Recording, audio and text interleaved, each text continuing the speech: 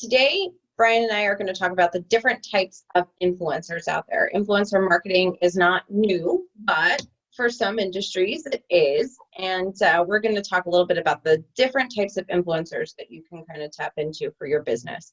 But before we do that, make sure you subscribe and check out our latest videos. So, Brian. Yep.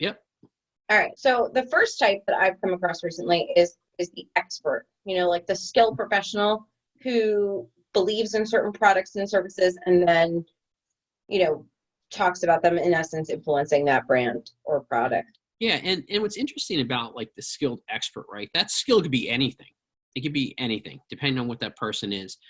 It could be, you're good at building stuff, or you're good at designing stuff, or drawing things, or whatever the case is, because you have artists that have become influencers also, not just like skilled craftsmen, because people have a tendency to like to watch the process, right? We see so many videos where people watch the process, but those are unique people because they actually have a true talent. It's not that celebrities don't, right? And I don't want to get into other types of influencers, but they have a true talent in their skill set itself. Right. They have a trade in essence. So, right. So it could be, it could be anything from a doctor or a lawyer, or, I've seen some really cool lawyer videos, or, one of our clients is a builder, like something like that. So, right. Anybody with a trade or a skill. Right. And I think the thing about their type of influence is it's much different, right? Because when you look at a tradesperson, it's actually about learning from them. It's not just entertainment. So you're actually learning something. If they're reviewing like the process of here's how you build, a house, or here's how you draw this type of trait, right? Mm-hmm. You're learning something in the process. So they're actually, as an influencer, they're doing a knowledge exchange with you. And to that point, then, someone who's an artist might be an influencer for, I don't know, a certain type of paintbrush, or, whatever, something like that, because this is the paintbrush that they love and trust, and then their users absolutely who love and trust them believe them. Right. Look at my friend Todd Saul, right? He is, I don't want to say sponsored because I'm not sure if he's really sponsored. He's an influencer for a certain type of paper company for people who do watercolor. Right. Right. So anybody who follows him and likes and trusts his work and his experience would say, oh, wow, he uses that. I like what he does. Let me give that a shot. Right. Let me use that paper. If I'm doing that same process, right? If I'm doing that same thing. And I think the exchange there between that type of influencer and their user is a knowledge exchange, right? And so it's a different value than other types of influencers out there. So the second influencer might be like a celebrity. So these are kind of the influencers that we see so often and that we know and love, the Kylie Jenners and whatever, Kim Kardashians of the world, the, commercials and influencer marketing is not new. So much so that, think about all the commercials on television we've watched where, Jennifer Aniston is in a shampoo commercial. Like, it's really kind of along the same premise when you're using a celebrity. Absolutely. It's been no different than since the advent of media, right? Where, okay, let's do a product placement in this movie and let's put this can of Coke there, or let's put, this product here. And it's the same thing because over a sudden now that celebrity or that movie is associated with that product. And, oh, I want to be just like Brad Pitt. So I'm going to drink, not that Brad Pitt drinks Coke, but I'm going to drink Coke, right? Or whatever they're doing. So what happens is that's a different type of influencer because those people are seen as entertainment, right? You like watching them because they entertain you for whatever reason. They're funny or they're an attractive person or whatever it is. It doesn't matter. It's a form of entertainment. And if they're using some product, that's what the influence is because you have some enjoyment for watching this person and they're getting your product in front of their brand really is what your brand, in front of their audience, is really why people are watching them. It's not so much like the tradesperson where there's a skill or they're learning. They just enjoy. It's entertainment. Right. And a lot of people admire celebrities. Think about how many people really want to be like them. And so they buy the things that they buy, or they want to look like them. So they buy the makeup they wear, or, whatever it might be, so that's why that kind of works. But does it work? That's kind of where I go with it. Is it effective? So if, obviously any brand that's getting in front of them. You want to sell product, right? You're trying to sell your product, whether you're Coca-Cola or you're a clothing company or a makeup company, like you just mentioned. You're trying to sell product. So the question is, what is the audience, right? And what's the reach of that audience? Number one, here's where you got to ask yourself, who is the demographic of that influencer?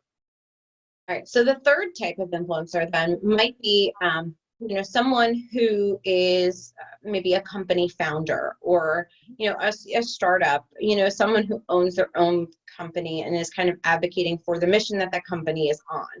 Like an Elon Musk, let's say, people like watching Elon Musk. He's trying to change the world. He's a founder of a company. He's an entrepreneur, or multiple companies. But he does some really cool stuff. Like, let's make a flamethrower. Do you know what I mean? Mm-hmm. And that's gonna be cool. Or the new truck that came out, right?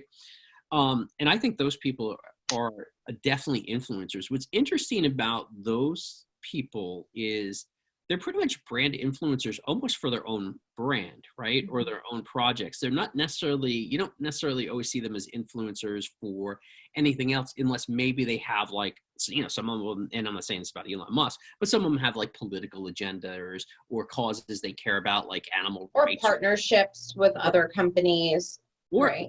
Or movies. I mean, think about this. I read an article, they were talking about casting. I think it was, I forgot who the actresses were, but they were saying they actually felt like they got a part, this actress, because they had more followers in social media than the other person that was up for the part, because they could promote the movie further. I mean, that's back to that celebrity thing. Mm-hmm. But I think also, think about it. If you're a business and you're starting a new business and you want a business partner that has a really huge social influence, to get in front of people, that's really what you want to do from a business perspective too. If you got to sell movie tickets, right? It's the same thing. You're selling movie tickets.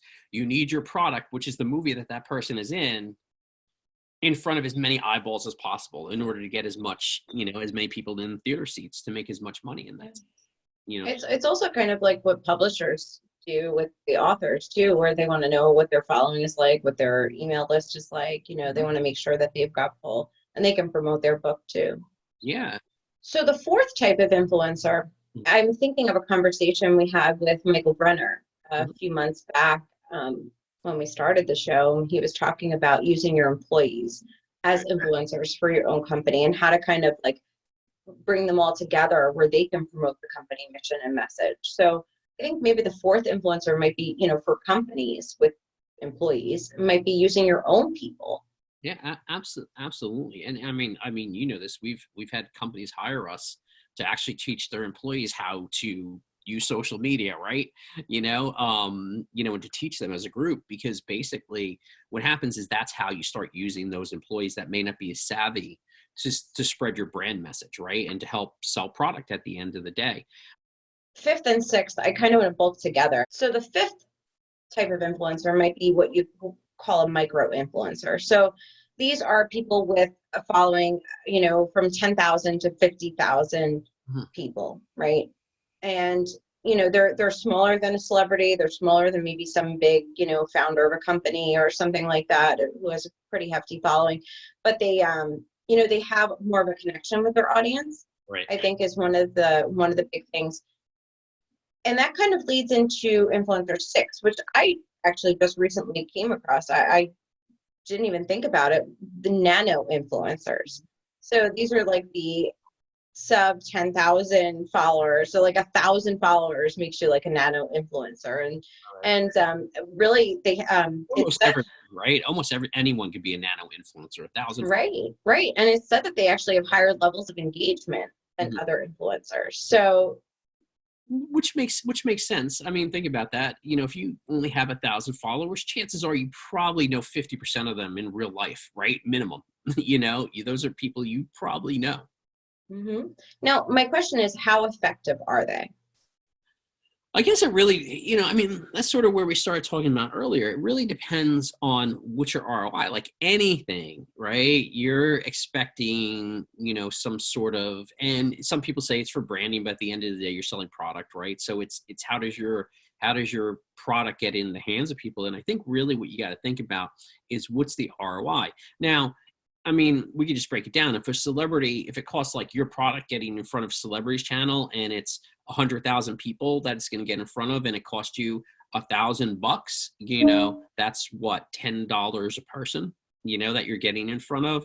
And if you have a nano influencer and it costs you $10 and you get in front of 1,000 people, it's now costing you, I think that'd be 10 cents. I could have the math wrong there, but so I guess it really depends on what your ROI is and what you're planning on doing, whether it's based on just eyeballs that are seeing it, or it's based on how many people are actually purchasing from that.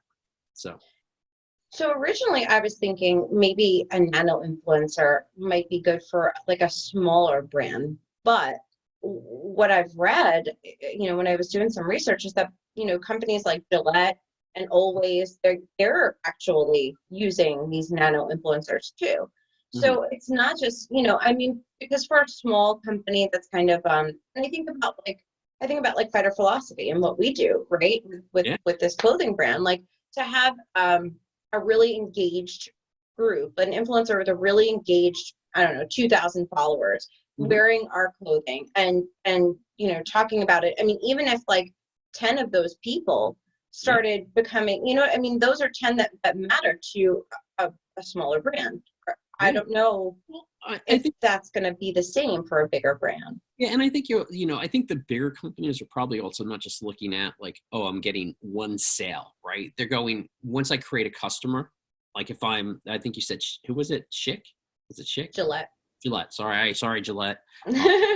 But so Gillette's also looking at the life expectancy of that influencer or of that customer, right? So they know if they convert one person to Gillette from Schick, let's say, they actually have a life customer. Sorry, Schick. Again, and that may be a customer that they have, for the next 10 years. And I'm sure they know that. I'm sure they have the metrics to show that. So they know if I convert one person over the course of the lifetime of this person, I'm going to sell them $3,000 worth of razors or whatever product line, And so that's what they're really looking at. They're looking at how do they go from gaining that one customer to the life expectancy of it. So they're probably measuring it on a totally different level than an individual sale because, don't get me wrong, razors are expensive, right? That's why companies like Harry's have done very well.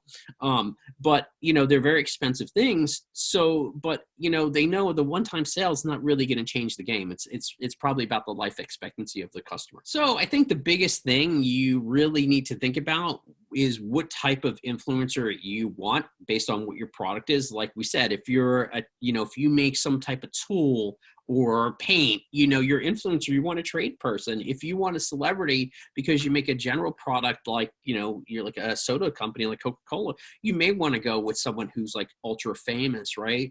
And I think when you get into the nano influencers, you're looking at someone who really has a targeted audience. And I think from, those company influencers we talked about, like those heads of companies, I think it's really, it's really about, in many ways their brand and their selling, and whether you want to be in a partnership. But, I don't really see, not that I'm sure Coca-Cola would love to have Elon Musk as a spokesperson, but you don't really ever see them representing anything but their own brands because they become figureheads in the community. Look at Steve Jobs is probably the ultimate business influencer, right?